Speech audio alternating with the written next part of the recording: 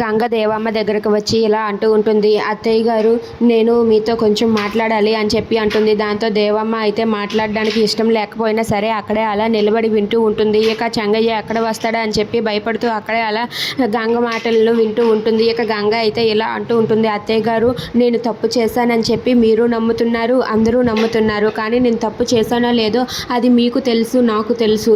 కానీ ఆ విషయం అయితే మాత్రం మీకు గతం గుర్తుకు లేక మర్చిపోయారు. ఎందుకు అత్తయ్య గారు అందరూ నన్నే వేలెత్తి చూపిస్తున్నారు? ఒక్కసారి మీరు ఆలోచించండి అత్తయ్య గారు. మీరు ఆలోచిస్తే మీకే అన్ని నిజాలు తెలుస్తాయి. నేను తప్పు చేసిన మనిషినో చెయ్యని మనిషినో మీకు తెలుసు. అలాంటిది ఒక్కసారిగా నేను మిమ్మల్ని చంపాలని ఎలా ప్రయత్నిస్తాను? ఆలోచించండి అత్తయ్య గారు.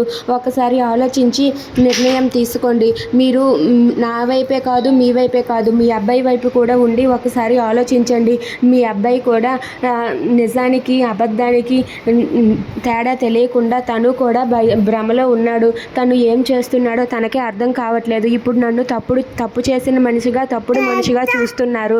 రేపొద్దున నేను తప్పు చేయలేదు అని చెప్తే నాతో మళ్ళీ అదే రకంగా ప్రవర్తించగలరా? నా ముందు తల ఎత్తుకొని నిలబడగలరా? అందుకే అత్తయ్య గారు, ఒక్కసారి ఆలోచించండి. నేను తప్పు చేశానో లేదో అది మీకు మాత్రమే తెలుసు.